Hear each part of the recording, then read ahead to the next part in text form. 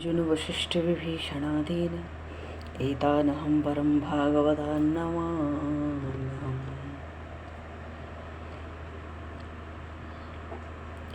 भक्त भक्ति भगवंत गुरु चतुर्नाम वपुएक, तिनके पद वंदन के नाशहि विघ्न अनेक। बंदं गुरुपद कंज कृपा सिंधु नररूप हरे।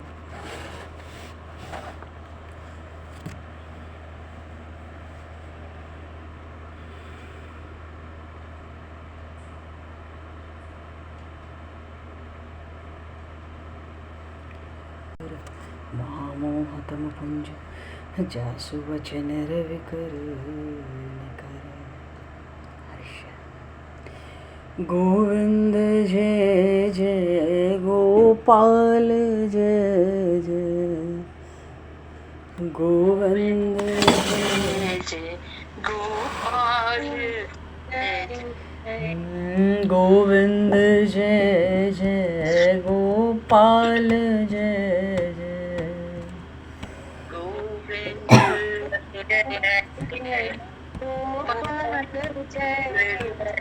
राधा रमण हरि गोविंद जय जय राधा रमण हरि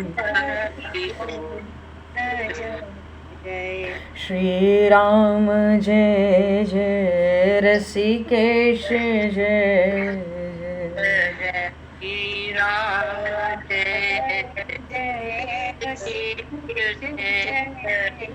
जय श्री राम जय जय रसिकेश जय जय श्री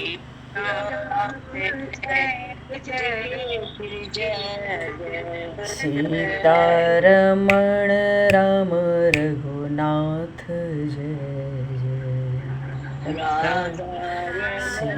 सीतारमण राम रघुनाथ जय जय गोविंद जय जय गोपाल जय जय गोविंद जय जय गोपाल जय जय राधा रमण हरि गोविंद जय जय राधा रमण हरि गोविंद जय जय सीतारमण राम रघुनाथ जय जय सीतारमण राम रघुनाथ जय जय राधा रमण हरि गोविंद जय जय राधा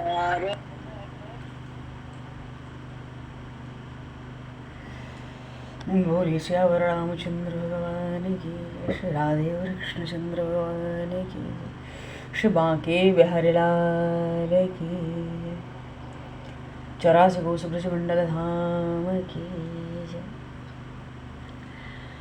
श्री पंडरीनाथ भगवान की जय, सब संतन की जय, सब भक्तन की जय, समस्त वैष्णव की, समस्त पूर्वाचार्य चरणन की जय, समस्त संप्रदाचार्यन की जय, श्री सद्गुरुदेव भगवान की जय।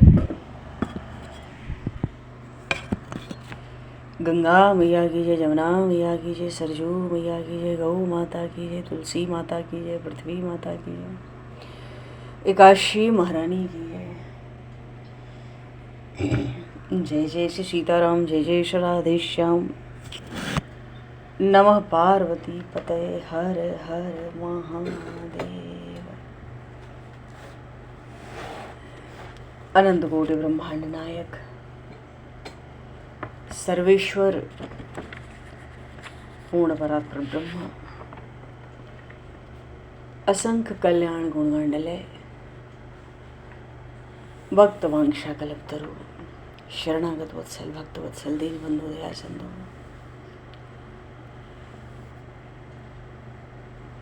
यदुवंश में अवतंस लीला पुरुषोत्तम भगवान श्री कृष्ण की महती कृपा करुणा से श्री हनुमान जी महाराज की परम पावन भावमयी सन्निधि में महापुरुषों की भावमयी उपस्थिति में एवं आप सभी श्रद्धालु भक्त वैष्णवों की मंगल सन्निधि में मानव जीवन का सर्वोत्कृष्ट फल भगवद गुणानुवाद का आनंद हम सभी श्रीमद् भगवद गीता जी के चिंतन के माध्यम से प्राप्त करने जा रहे हैं।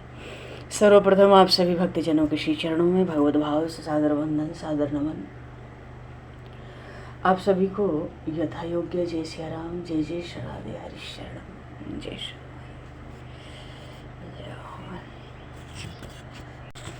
वसुदेव सुतं देवं कंसचारूढमर्दनं देवकी परमानंदं कृष्णं वंदे जगद्गुरुं। श्रीरामचंद्र चरणौ मनसा स्मरामि, श्रीरामचंद्र चरणौ वत्सा गृह्णामि, श्रीरामचंद्र चरणौ सरसा नमामि, श्रीरामचंद्र चरणौ शरणं प्रपद्ये।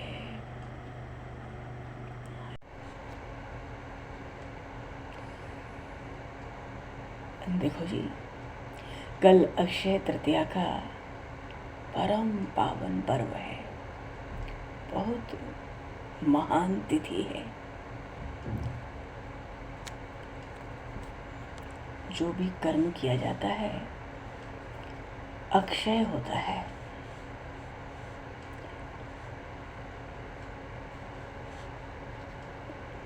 अक्षय तृतीया के इस परम पावन पर्व पर ही एक तो ये युग परिवर्तन की भी तिथि है।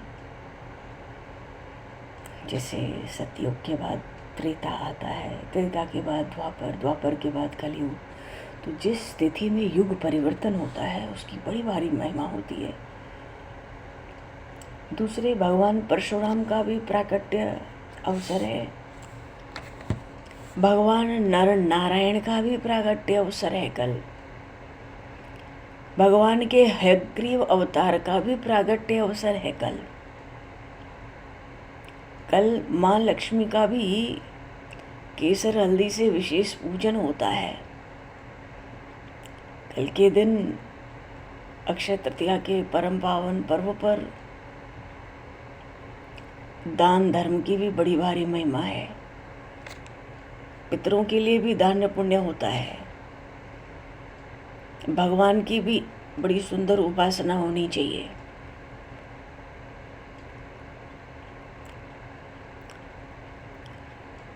विशेषतः लोग अक्षय तृतीया के दिन श्रीमद् भगवद गीता जी के 18 अध्यायों का पाठ करते हैं। हमसे न हो सके 3 घंटा लगता है मूल पाठ हो तो, न हो सके तो 1 अध्याय का पाठ करें भगवद गीता जी की कल। वो भी ना हो तो 1 श्लोक का पाठ करें, 5 बार करें 1 ही श्लोक, जैसे चले। पितरों को तर्पण कल के दिन अवश्य करना चाहिए। अन्नदान भी विशेष रूप से कल करना चाहिए। अन्नदान में अगर आध्यात्मिक भोजन हो तो बहुत बढ़िया। आध्यात्मिक भोजन का अर्थ है भगवान को अर्पित करके प्रसाद बांट देना, या जिस रूप से भी करना चाहे। धर्म के निमित्त भी दान का विशेष महत्व है, तो गौदान का भी कल विशेष महत्व है। गौ सेवा, अच्छा, और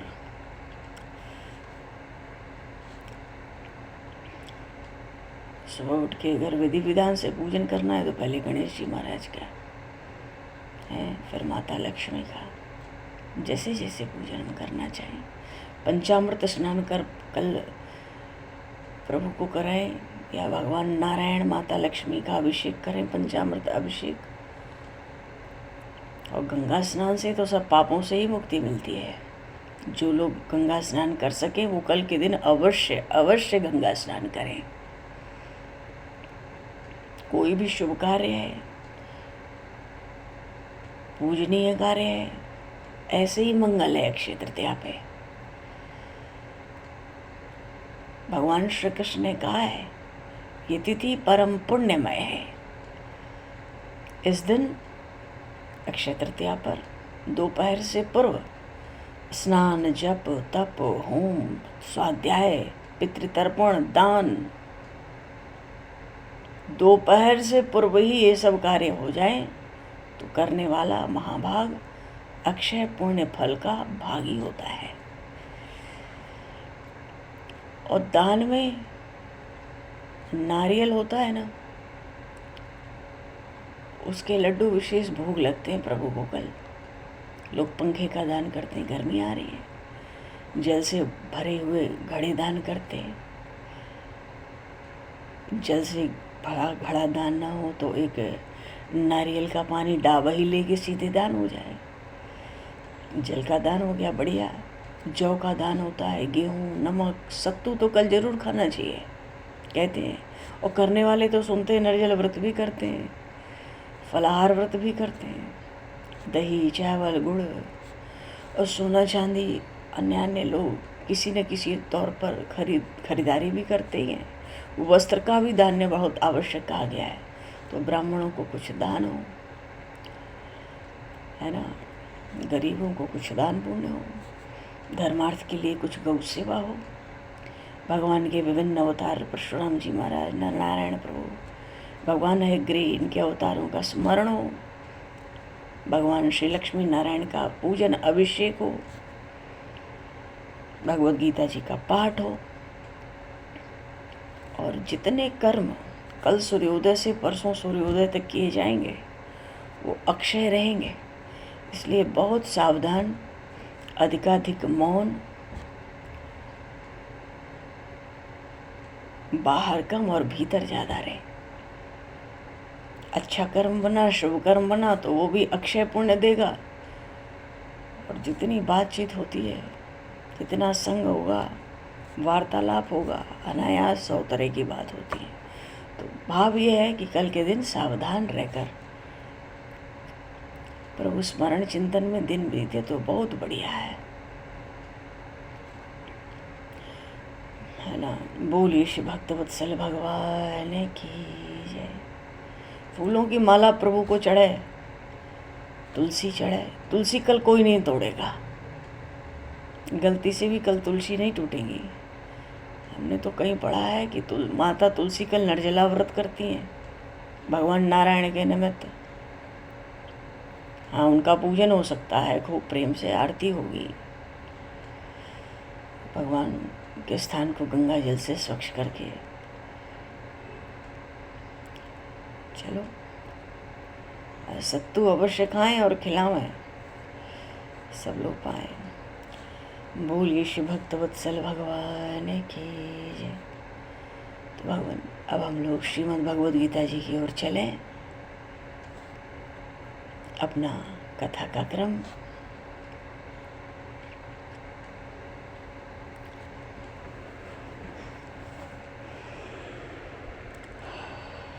बोलिए श्री भक्तवत्सल भगवान की जय जी। तो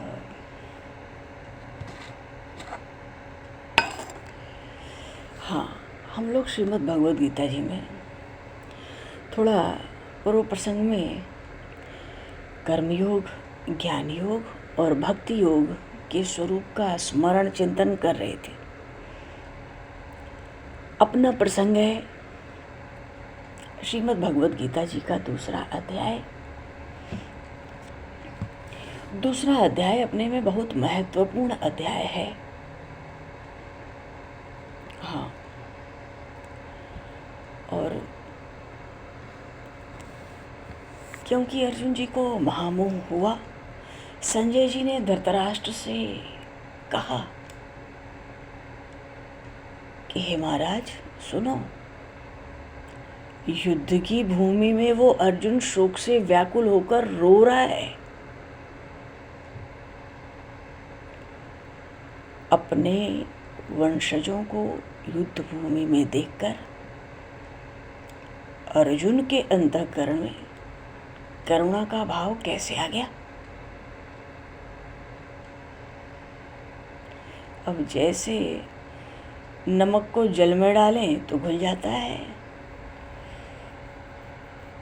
हवा प्रबल हो तो बादल फट जाते हैं। आज ऐसे ही लगता है बड़े धैर्यशाली अर्जुन के अंतःकरण में।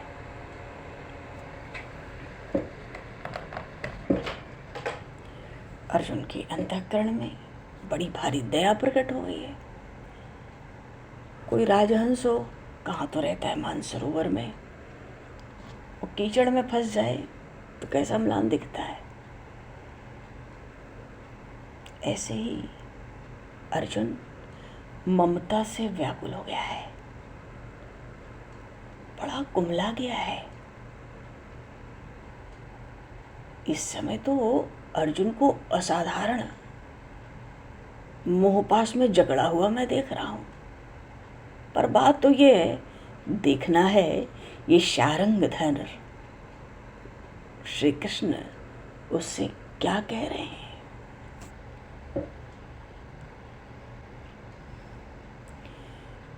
विषीदन्तम् इदं वाक्यम उवाच मधुसूदनः। क्या कहने जा रहे हैं श्री कृष्ण? प्रभु तो प्रभु हैं।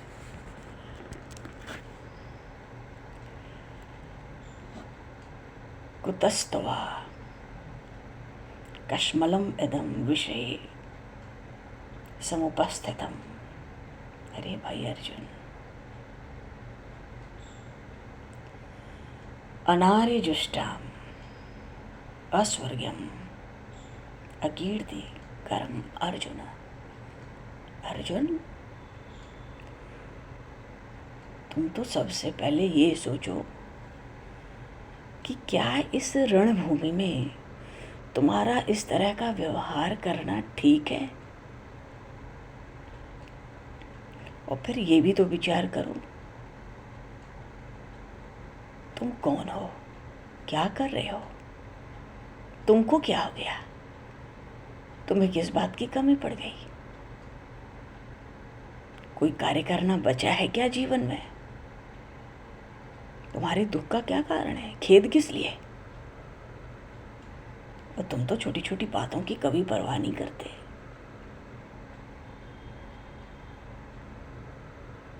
तुम तो धैर्य खोने वाले कभी नहीं थे। तुम्हारा नाम कोई सुन ले तो अपयश नाम की चीज तो देश देशांतर से गायब हो जाए। ऐसे शूरवीर क्षत्रिय शिरोमणि हो, और तुम्हारा शौर्य, तुम्हारा बल, तुम्हारा वीर्य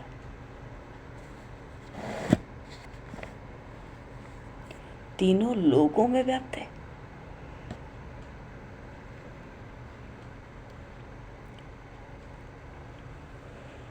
तुमने युद्ध में भगवान शिव को पराजित किया, यहाँ तक कि गंधर्वों को भी अपनी कीर्ति का गान करने में लगा दिया, मानो गंधर्वों को भी पराजित किया।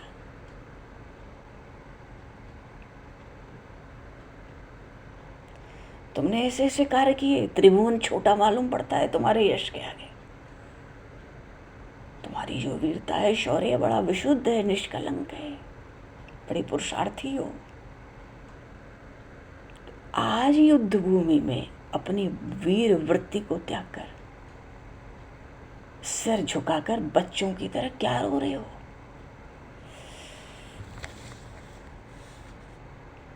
तुम ही मन में सोचो, क्या ऐसी करुणा से तुमको दीन होना चाहिए? अच्छा चलो यही बताओ, क्या अंधकार ने कभी सूर्य को ग्रस रखा है? अमृत को मृत्यु कभी दबोच सकती है क्या?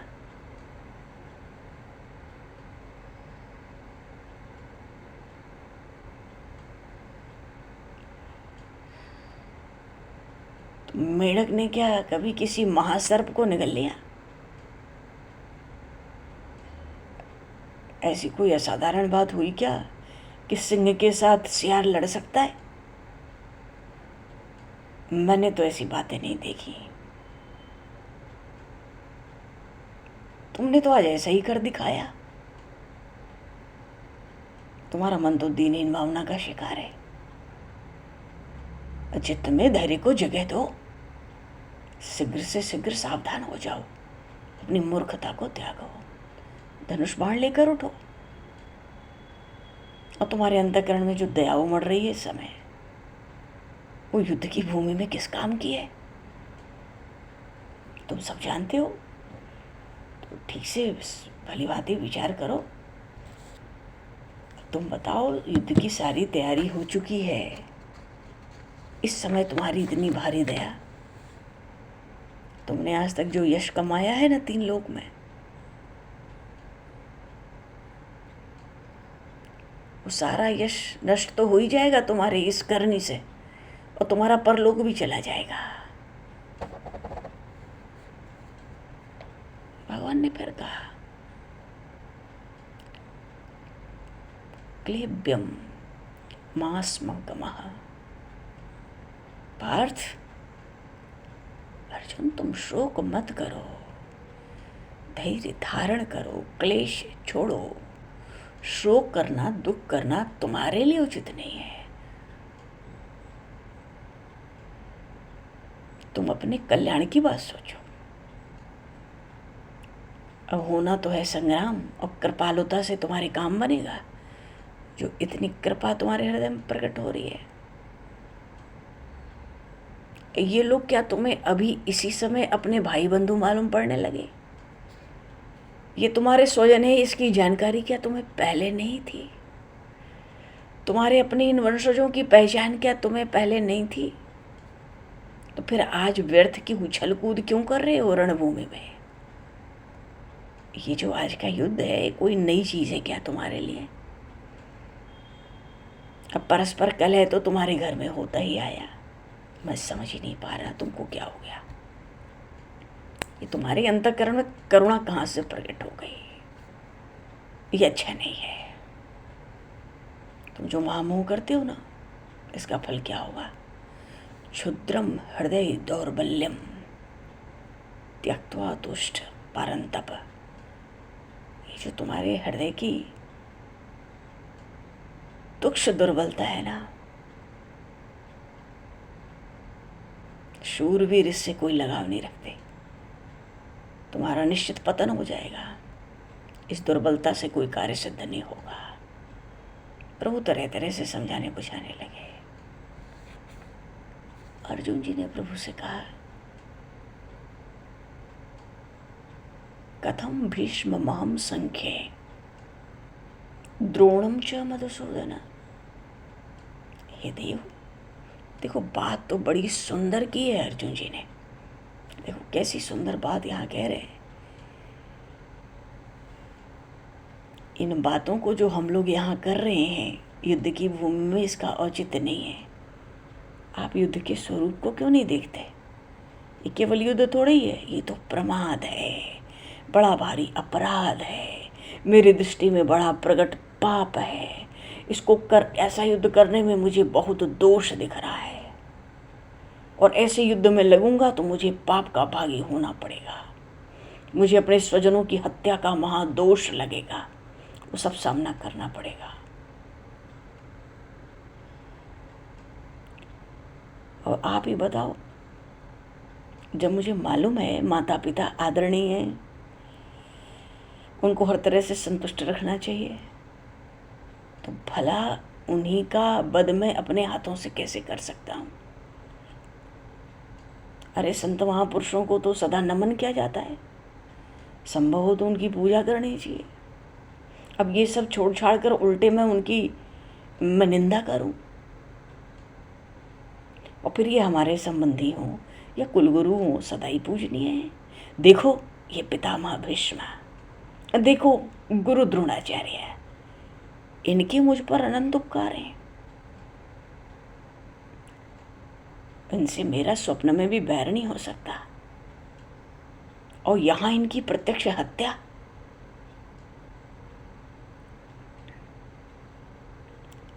उसके बाद जीवन धारण करने में नाम की भी शोभा नहीं होगी। इन्हीं गुरुजनों से सीखी है शास्त्र विद्या, अभ्यास इन्हीं के छत्र छाया में किया है, आज इन्हीं पर प्रयोग करना है। आज जो मेरी योग्यता है केशव, ये सब द्रोणाचार्य को ही इसका श्रेय जाता है। धनुर्विद्या का ज्ञान इन्हीं से मिला मुझे, तो उपकार न करके मैं इन्हीं का वध करूं, मैं इन्हीं का अहित का चिंतन करूं? क्या मैं भस्मासुर हो गया हूं? गुरुन हत्वा ही महानुभावान।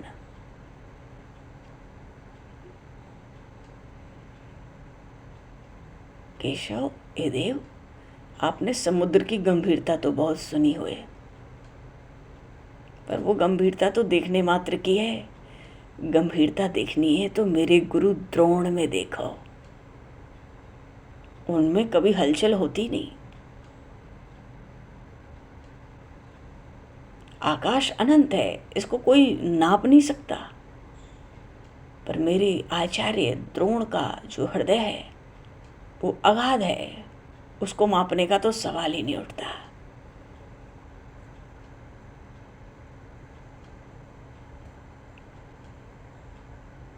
इनका मन सदा ही स्थिर शांत रहता है। अब प्रेम भाव की चर्चा करो तो माँ का नाम पहले आता है, पर ये द्रोणाचार्य तो साक्षात मूर्तिमंत प्रेम ही है। सुनो, हे कृष्ण, करुणा का प्रागट्य इन्हीं से हुआ। ये समस्त गुणों के धाम है, विद्या के असीम सागर हैं। इतने बड़े फिर भी हम लोग पर कृपा करते हैं।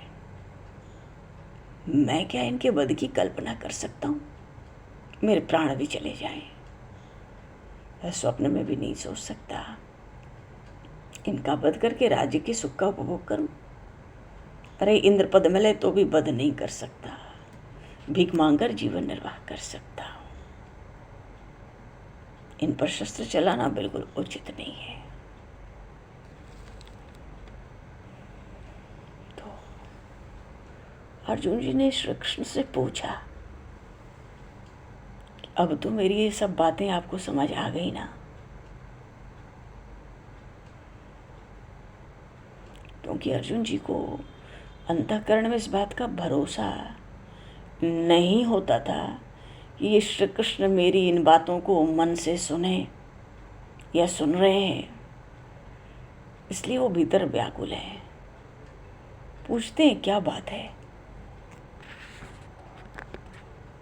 भुंजीय भोगान रुधिर प्रतिग्धान, क्या बात है? आप मेरी बातों पर गौर नहीं करते। मेरे मन में जो बात थी मैंने सब कह दी।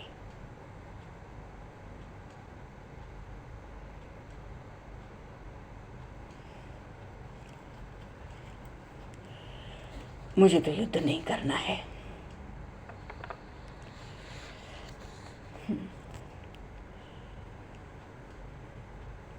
उसका कारण भी ये बता रहे हैं स्वयं अर्जुन जी। मोह ने मेरे चित्त को व्याकुल कर दिया है, मेरे आंखों के आगे अंधेरा छा रहा है, नेत्रों की दृष्टि चली गई, पास की वस्तु नहीं सूझ रही। ऐसी दशा मेरी है, मेरे मन में भ्रम हो गया है, कुछ समझ नहीं आ रहा। मेरी स्थिति को समझ लो ठीक से, फिर जो मेरे कल्याण की बात हो वो कहो, क्योंकि आप ही तो मित्र हो, आप ही मेरे सर्वस्व हो जी।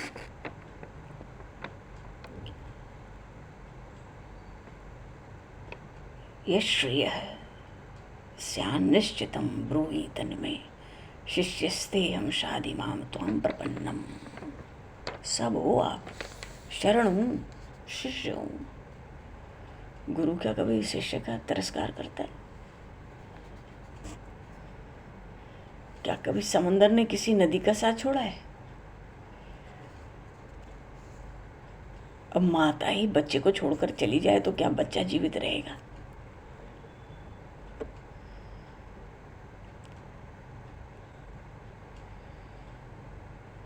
तो जो मैंने कहा है भले आपको न जचता हो, पर हे पुरुषोत्तम, जल्दी मुझे वो तत्व बताओ जो मेरे लिए कल्याणकारी हो और धर्म के भी अनुकूल हो, क्योंकि मैं धर्म का प्रतिपादन तो करना चाहता ही हूँ।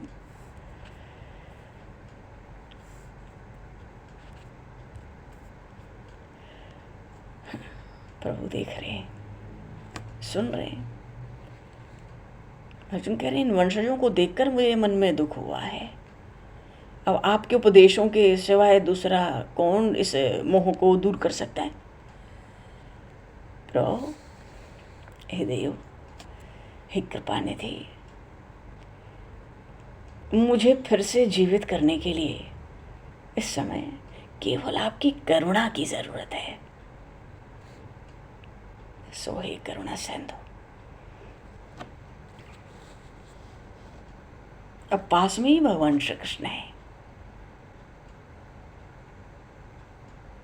वो तो अपनी दया की वृत्ति सहज भाव से ही उनकी रक्षा करेंगे। पर अर्जुन की तो स्थिति ऐसी, महामोह जैसे काल्प सर्प ने ग्रस लिया हो।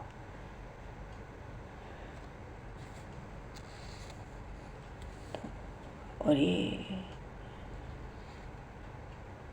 अब जैसे ग्रीष्म ऋतु, पहाड़ में आग लगे तो कैसा झुलस जाता है, तो इस समय तो उन गोपाल के स्वरूप में महामेघ की आवश्यकता है, उन श्याम मेघ की, उन भक्तराज अर्जुन को। और फिर कृपा के अमृत से वो ओतप्रोत हैं, ऐसी ही एक वृष्टि चाहिए अर्जुन जी को।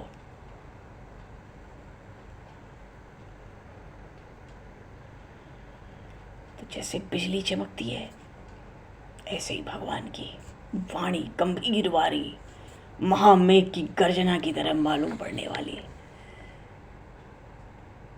पर वो जो मेघ हैं प्रभु श्री कृष्ण मेघ रूप, वो तो करुणा के महामेघ हैं, करुणा कंद। और उदार भाव इतना है, करुणा की ही वृष्टि करते हैं। अब करुणा की वृष्टि करें उदारता से, तब तो अर्जुन जी के रूप में जो पहाड़ झुलस गया है तो वो शांत हो गए। पर भगवान श्री कृष्ण अर्जुन जी के अंतःकरण में ज्ञान का अंकुरण कैसे करते हैं, ये बड़ी पावन कथा है। ये ऐसी पावन कथा है कि कथा श्रवण भी ध्यान मग्न होकर। संजय जी कह रहे हैं, महाराज धृतराष्ट्र, अर्जुन तो फिर से दुखी होकर बैठ गया। कहता है, एक कृष्ण आप मेरी बात फिर सुने,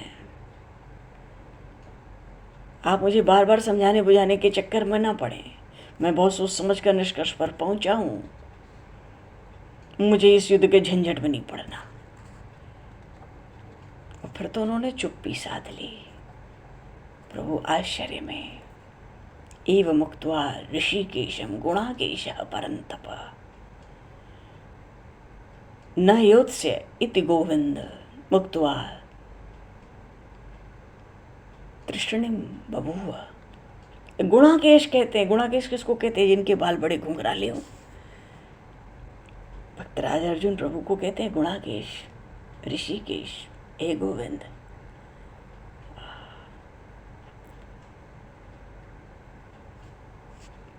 वो भगवान ऋषिकेश समस्त इंद्रियों के स्वामी हैं। तमुवाच ऋषिकेश प्रहसन्निव भारत। मन ही मन प्रभु पहले कहने लगे, क्या इसको मोह का भ्रम हुआ, कौन सा झंझट लाकर इसने युद्ध की भूमि में खड़ा कर दिया। समझ में नहीं आता क्या करें ना करें, ऐसे इसको कैसे समझाएं, इसका जो धैर्य खो गया कैसे लौटाएं, क्योंकि समय नहीं है। इसका रोग इस समय लाइलाज है, बड़ा विकट समय है। इसको क्या वाणी में सुनाया जाए कि ये तुरंत युद्ध करे। प्रभु विचार करने लगे क्या करना चाहिए, कौन सा उपाय इसको झट दिया जाए, इसका भ्रम दूर हो जाए। तो पहले तो प्रभु ने थोड़ा क्रोध करके कहना शुरू किया। क्रोध का अर्थ है रोष, नेत्रों में रोष, नाराजगी। मानो युद्ध की भूमि में आके तो क्या बात करता है। जैसे माँ क्रोध करती है पर उस क्रोध में ममता छिपी रहती है। अब दवा है, उसमें कड़वाहट होती है, पर उसमें अमृत छिपा रहता है, रोग दूर हो जाता है पीछे। तो ऐसे अमृत प्रत्यक्ष रूप से तो दिखते नहीं, पीछे अंत में उसका अनुभव होता है कि माँ के क्रोध में भी प्रेम था, दवा की कड़वाहट में भी अमृत जैसा सुख हुआ शरीर को।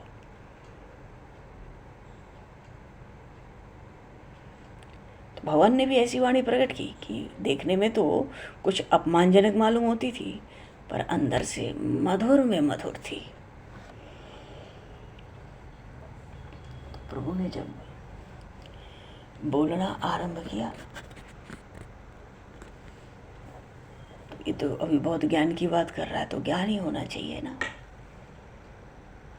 गतासूनश्च नानुशोचन्ति पंडिताः। क्या सोच कर रहे तो प्रभु अर्जुन जी से कहते हैं, आज तो तुमने बेसमय ये बखेड़ा खड़ा कर दिया। सचमुच मुझे आश्चर्य हो रहा है। और तुम ये कहते हो कि तुम स्वयं को अच्छी तरह से जानते हो, फिर भी तुम अज्ञान का दामन पकड़े हुए हो। मैं तुम्हें कुछ समझाना सिखाने की चेष्टा करता हूं तो तुम अपने नीति की डींग हाँकने लगते हो। जैसे कोई एक तो जन्म से अंधा हो, वो ऊपर से सनक भी सवार हो जाए, उसको यहाँ वहाँ बकने लगे, और तुम्हारी बुद्धि भी मुझे यहाँ ऐसी ही बहकी हुई दिख रही है। मुझे तो बार बार आश्चर्य होता है। और तुम खुद को तो कुछ जानते नहीं हो, स्वयं चले हो कौरवों के लिए शोक करने।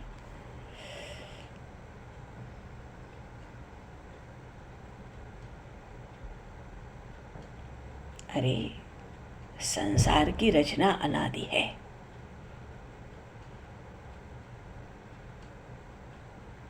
तो विश्व में ये जो बात प्रसिद्ध है कि यहाँ कोई एक सर्वशक्तिमान है और उसी से जीव मात्र की उत्पत्ति होती है, तो क्या इन सब बातों की व्यर्थ में प्रसिद्धि है? मालूम पड़ता है सबको मारने वाले तुम ही पैदा हो गए।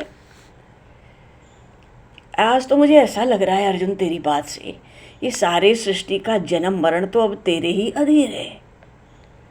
और तू मारे तो आज सब मर जाए, तू जिला दे तो सब बचे रहे। क्या तुझे भ्रम का अहंकार नहीं हो गया?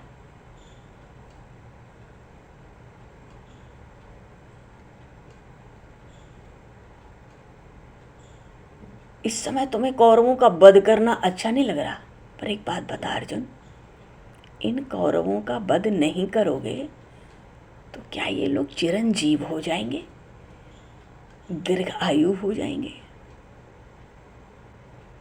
तो क्या सच में तुमने अपने मन में ये बात रख ली है, भ्रम पाल लिया कि एकमात्र तुम ही मारने वाले हो, अब बाकी ये सब मरने वाले हैं? अरे संसार तो अनादिकाल से चला आ रहा है। इसका उत्पन्न होना, इसका नष्ट होना सृष्टि के नियमों के अधीन है। फिर तुम शोक क्यों करते हो? जो पंडित होते हैं ना, गतासूनश्च, जो मर गए और जो मरने वाले हैं, दोनों के लिए कभी कोई शोक नहीं करते, क्योंकि उत्पत्ति और विनाश अपने हाथ की बात ही नहीं है।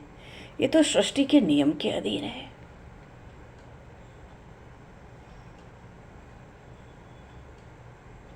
तो तुम मेरी बात ध्यानपूर्वक सुनो।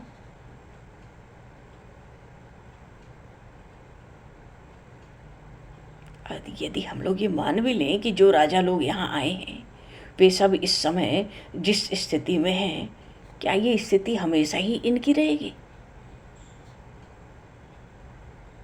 ये भी मान लें कि एक न एक दिन ये सब मर जाएंगे। ये दोनों ही मान्यताओं में भ्रम है। हे अर्जुन, अपने सोच को त्याग दो। ये जीना मरना सब झूठी बातें हैं। जब हम मन में बार बार ये लाते हैं कि लोग जन्मते और मरते हैं, उसका एकमात्र कारण माया है।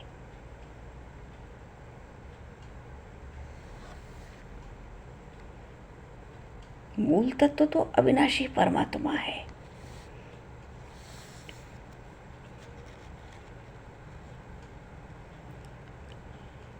देहिनो अस्मिन् यथा देहे कौमारम यौवनम जरा। भगवान ने ज्ञानी की दो चार बातें की, प्रभु ना करते, अर्जुन जी ने ज्ञान की बातें की, अज्ञान होते हुए ज्ञान का प्रतिपादन किया।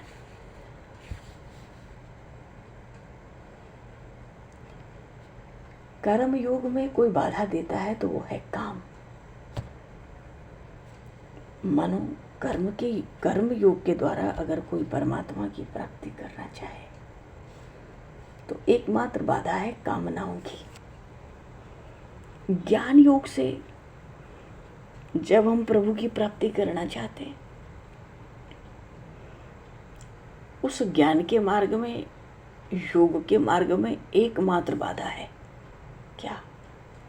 क्रोध। और हम भक्ति के मार्ग से यदि परमात्मा की प्राप्ति करना चाहें तो एकमात्र बाधा है, वो बाधा है लोभ।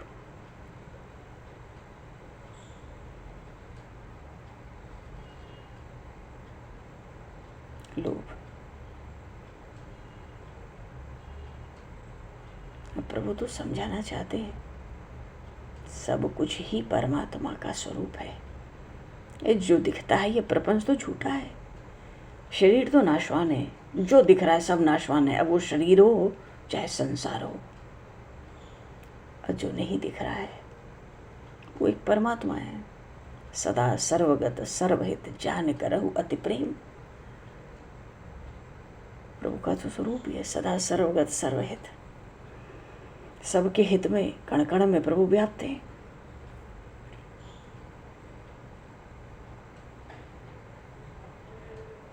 अगर सबसे बढ़कर कोई दिव्य तप है तो वो है सर्वत्र भगवत दर्शन। और भक्ति तभी दृढ़ हो पाती है जब सब कुछ सहन करके निरंतर भक्ति होती है।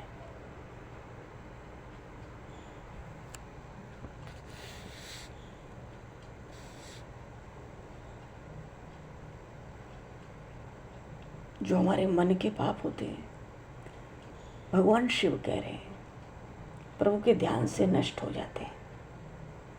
जो हमारे शरीर से पाप होते हैं, कठोर तप करने से, कठोर तप से शरीर को सुखा लो तब जाके नष्ट होते हैं। और जो वाणी के पाप होते हैं हमारे, भगवान के नाम गुणगान से नष्ट हो जाते हैं।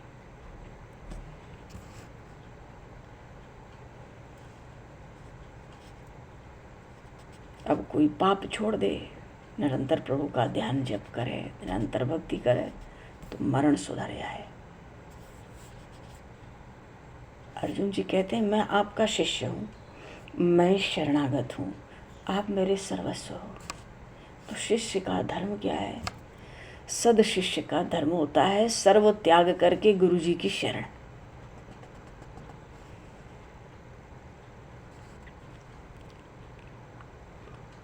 सब कुछ त्याग कर गुरु जी की शरण। अब गुरु जी तो परमात्मा की प्राप्ति के साधन बताएंगे। उन साधनों में सर्वश्रेष्ठ साधन क्या होते हैं? पहली बात तो ये होती है सर्वत्र भगवत दृष्टि। दूसरी बात ये होनी चाहिए भगवान का गुणगान, उसका कथन, उसका श्रवण। तीसरी बात होनी चाहिए निरंतर नाम जप। स्मरण से युक्त हो, फिर क्या पूछ रहा है?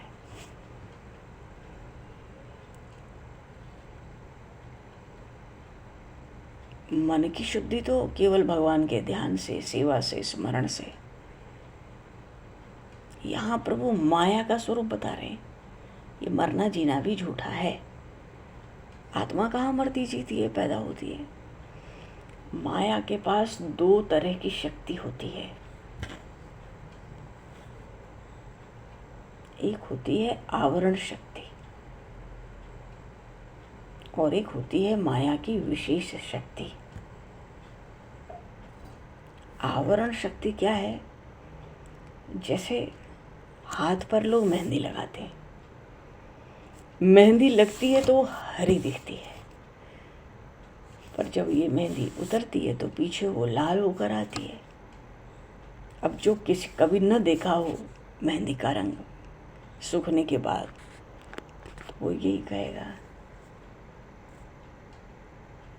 कि भाई मेहंदी तो हरी होती है, लाल क्यों माने। अब जिसको अनुभव होगा या जो दूसरों की बात पर विश्वास कर लेगा बड़ों के, वो कह देगा नहीं भाई लाल है, लाल होगी, लाल ही होती है, तुम देख लेना बाद में। वो कहे बाद में किसको फुर्सत है, अभी तो देख रहा हूँ हरी है।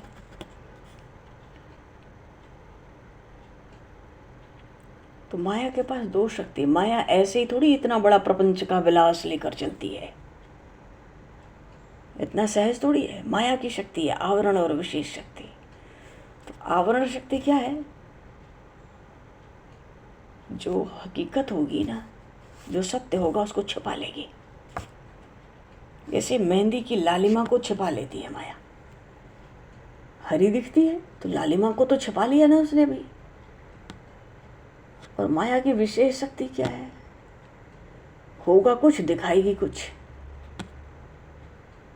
मानो माया की आवरण शक्ति क्या हुई, भगवान को तो छिपा ली जगत में, जो भगवान कण कण में व्याप्त है उसको उनको उन प्रभु को इस माया ने छिपा लिया।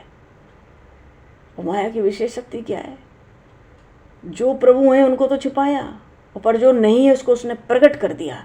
जगत का नाना रूप दिखाती है, अपने प्रपंच का विलास दिखाती है। प्रभु कहते हैं सबके हृदय में तो परमात्मा है। तो क्या वो परमात्मा भी मरता जीता है? शरीर तो नाशवान है, नष्ट हो जाएगा। ये सब नाशवान है जिनका तुम वध नहीं करना चाहते, ये सब नष्ट हो जाएंगे। पर जीव तो परमात्मा का अंश है, वो तो अजर है, अमर है, अविनाशी है, अखंड है, एक रस है, अद्वितीय है।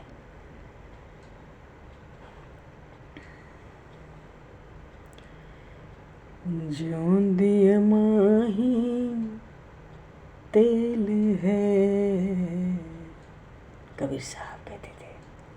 कबीर साहब ने अपने साके में कहा, ज्यों दिए माही तेल है, ज्यों जगमग में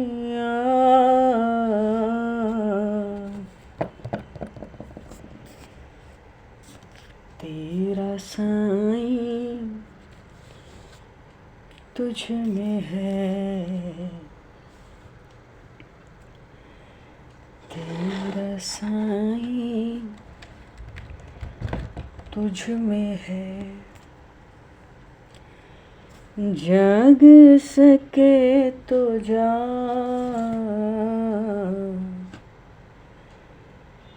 जाग सके तो जा, जाग सके तो जा। बोले श्री भक्तवत्सल भगवान की जय। लीला पुरुषोत्तम भगवान श्री कृष्ण की जय। सब संतन की जय, सब भक्तन की जय। भगवान समय को दुष्कृत करते हुए दो पल नाम बोलकर वाणी को विराम दिया जाए। जय राम हरे, जय कृष्ण हरे, जय मुरलीधर घनश्याम हरे। जय राम हरे, जय राम हरे, जय कृष्ण हरे, जय कृष्ण हरे, जय मुरलीधर घनश्याम हरे। गोविंद हरे, गोपाल हरे, बोलो सब।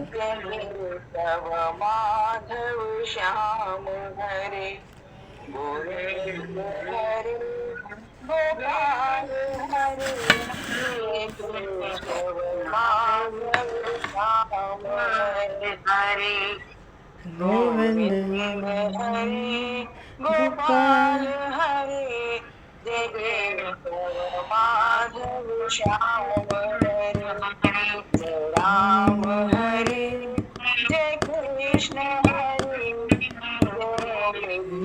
जय श्याम गोविंद जय राम हरे जय कृष्ण हरे जय मुरली हरे श्याम गोविंद हरे गोपाल हरे जय माधव माधव श्याम हरे गोविंद हरे गोपाल हरे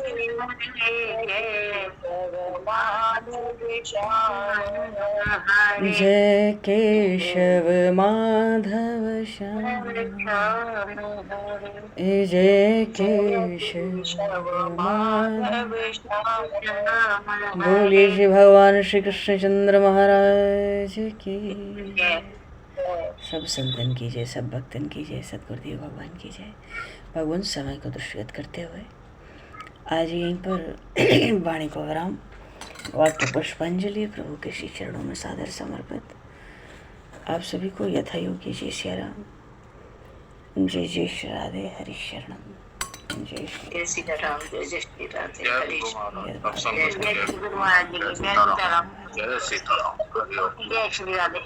हरि जय। बोलो जी जो कोई बोलना चाहे। सियावर रामचंद्र भगवान की जय, श्री भक्त वत्सल भगवान की